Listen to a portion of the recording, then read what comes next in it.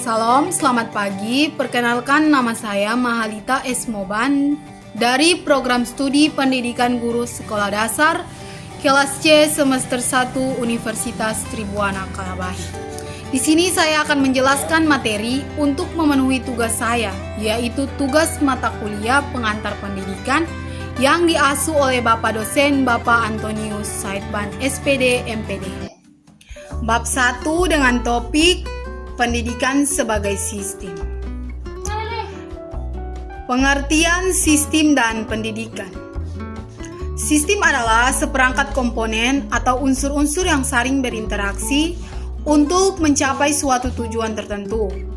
Suatu keseluruhan atau kekumpulan ini baru dikatakan sebuah sistem apabila memiliki beberapa ciri berikut. 1. Sistem memiliki tujuan. 2. Sistem memiliki komponen. 3. Komponen dalam sistem akan saling berinteraksi. Yang terakhir, keempat, adanya proses transformasi. B. Macam-macam sistem. Sistem dibedakan menjadi 4 macam, yaitu terbuka, tertutup, sederhana, dan kompleks. Bab 2. Hakikat manusia.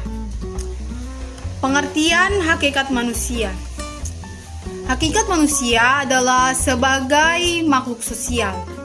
Antara makhluk satu dengan manusia lainnya memiliki dorongan untuk berinteraksi dan berkelompok demi mencapai kepentingan serta tujuan yang sama. Ada aspek-aspek hakikat manusia. Yang pertama, manusia sebagai makhluk Tuhan, manusia sebagai makhluk individu, manusia sebagai makhluk sosial, manusia sebagai makhluk berbudaya, manusia sebagai makhluk sosial, dan manusia sebagai makhluk beragama. Bab 3. Aliran-aliran pendidikan. Pengertian aliran pendidikan. Aliran pendidikan adalah pemikiran-pemikiran yang membawa pembaruan dalam dunia pendidikan. Pemikiran tersebut berlangsung seperti suatu diskusi berkepanjangan dan selalu ditanggapi dengan pro dan kontra oleh pemikir berikutnya. Ada macam-macam aliran pendidikan, yaitu yang pertama aliran klasik, aliran empirisme, aliran nativisme, aliran konvergensi, dan aliran naturalisme. Yang kedua, aliran modern, progresivisme, esensialisme, rekonstruksionalisme, perennialisme, dan idealisme. Bab 4. Faktor-faktor pendidikan. Faktor tujuan. Setiap aktivitas tentunya memiliki tujuan yang hendaknya dicapai.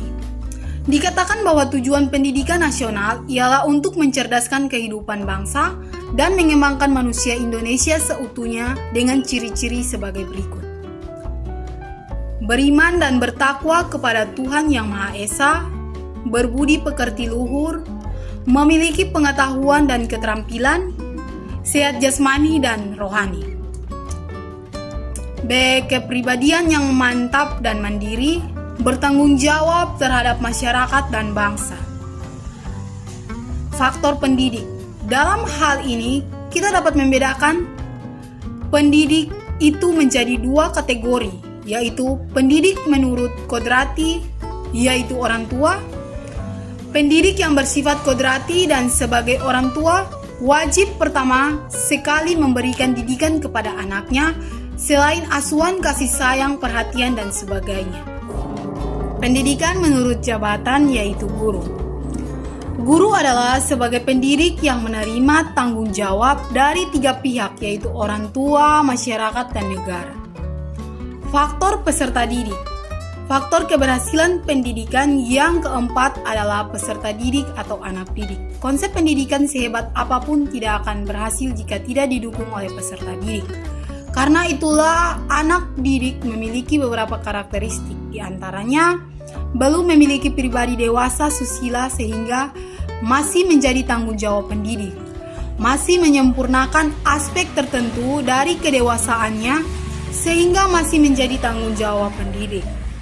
Sebagai manusia memiliki sifat dasar yang sedang ia kembangkan secara terpadu menyangkut seperti kebutuhan biologis, rohani, sosial, inteligensi, emosi, kemampuan mau bicara, dan perbedaan sebagainya.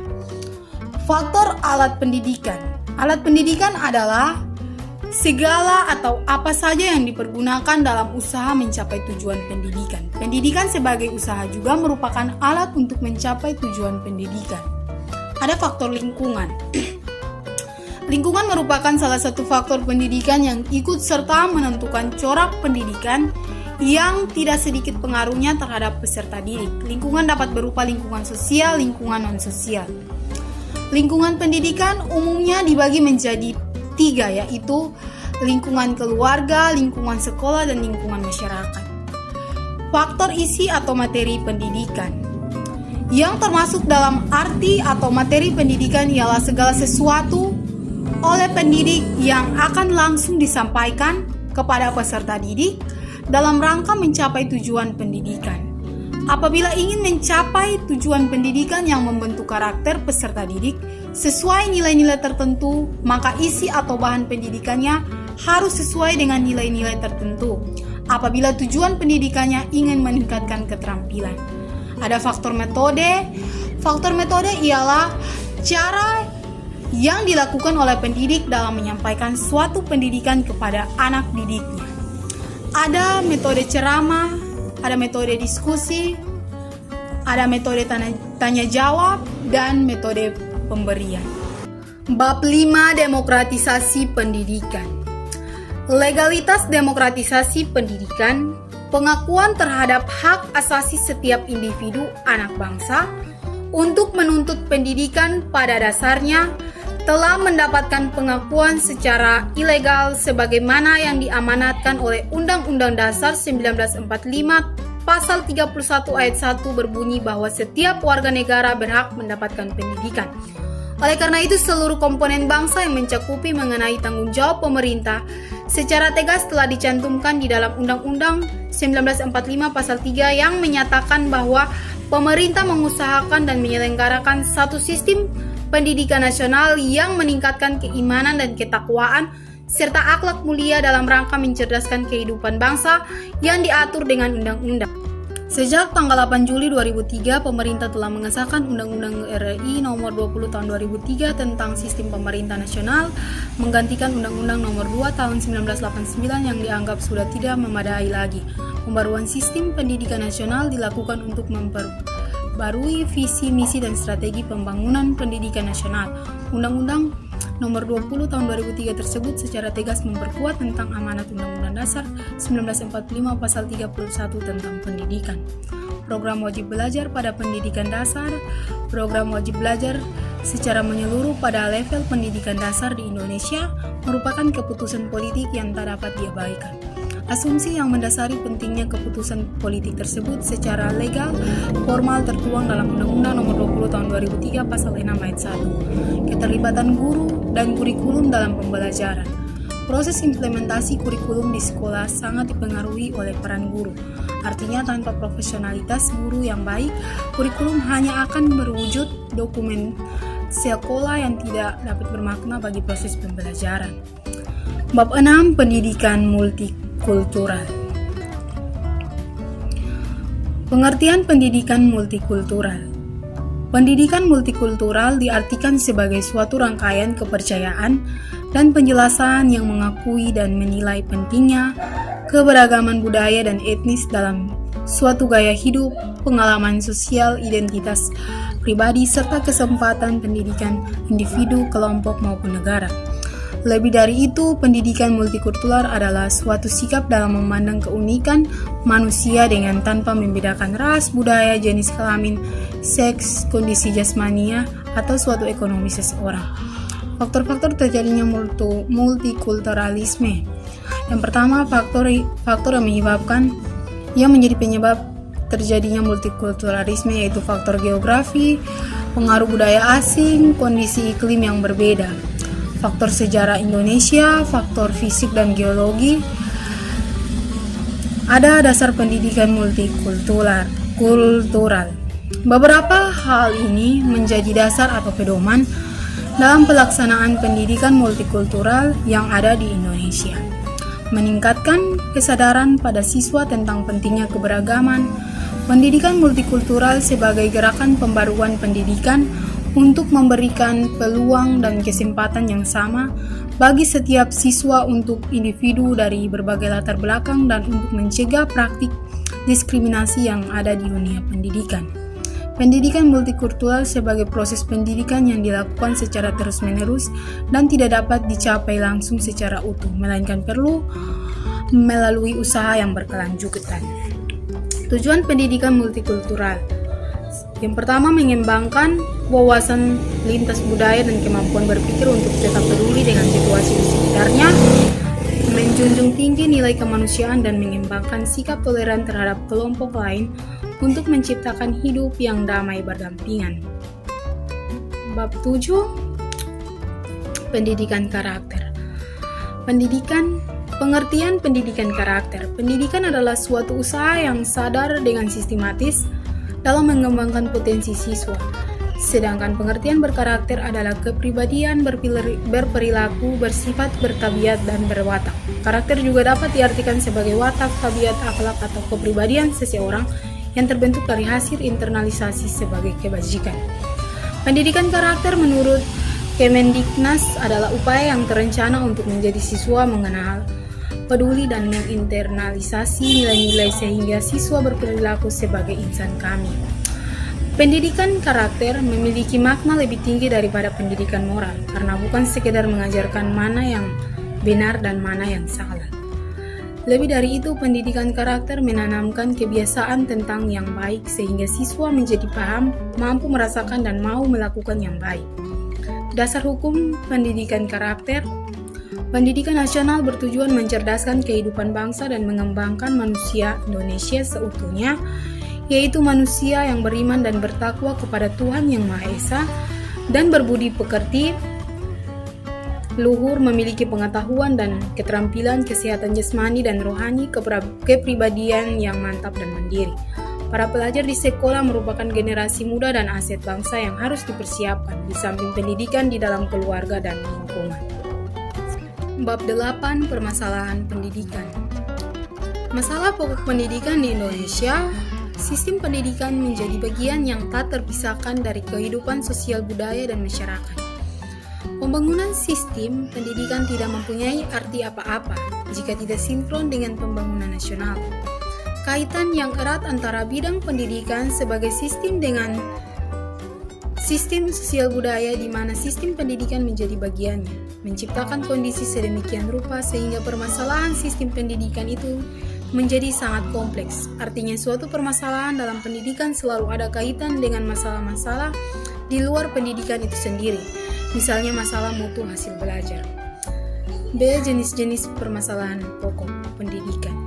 1. Masalah pemerataan pendidikan, masalah mutu pendidikan, masalah efisiensi kependidikan, dan masalah relevasi pendidikan. Permasalahan aktual pendidikan di Indonesia yang pertama masalah keutuhan pencapaian sasaran, masalah kurikulum, masalah peranan guru, masalah pendidikan dasar 9 tahun. Solusi masalah pendidikan di Indonesia. 1. Solusi masalah pokok pendidikan di Indonesia. A. Solusi masalah pemerataan pendidikan. B. Solusi masalah mutu pendidikan. Bab 9. Inovasi pendidikan. Pengertian inovasi pendidikan. Inovasi pendidikan adalah inovasi dalam bidang pendidikan atau inovasi untuk memecahkan masalah pendidikan.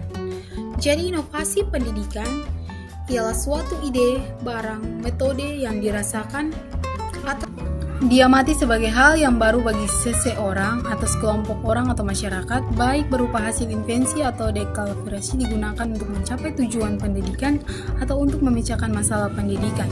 Sasaran inovasi pendidikan. Setelah membahas pengertian inovasi pendidikan, maka berikut ini akan diuraikan tentang sasaran inovasi pendidikan. Faktor-faktor utama yang perlu diperhatikan dalam inovasi pendidikan adalah guru, siswa, kurikulum, dan fasilitas, dan program atau tujuan. Guru sebagai ujung ombak dalam pelaksanaan pendidikan merupakan pihak yang sangat berpengaruh dalam proses belajar mengajar. Yang kedua, siswa sebagai objek utama dalam pendidikan, terutama dalam proses belajar mengajar, siswa memegang peran yang sangat dominan. 3. Kurikulum. Kurikulum pendidikan lebih sempit lagi. Kurikulum sekolah meliputi program pengajaran dan perangkatnya merupakan pedoman dalam pelaksanaan pendidikan dan pengajaran di sekolah. 4. Fasilitas. Fasilitas termasuk sarana dan prasarana pendidikan. Tidak bisa diabaikan dalam proses pendidikan, khususnya dalam proses belajar mengajar. 5. Lingkup sosial masyarakat. Dalam menerapkan inovasi pendidikan, ada hal yang tidak secara langsung terlibat dalam perubahan tersebut, tapi bisa bawa dampak baik positif maupun negatif dalam pelaksanaan pembaruan pendidikan. Bab 10 dengan topik Merdeka Belajar. A. Pengertian Merdeka Belajar berbasis kompetensi di dalam Kamus Besar Bahasa Indonesia. Kata merdeka dapat diartikan sebagai bebas dari penghambaan atau penjajahan, atau dapat dimaknai dengan berdiri sendiri.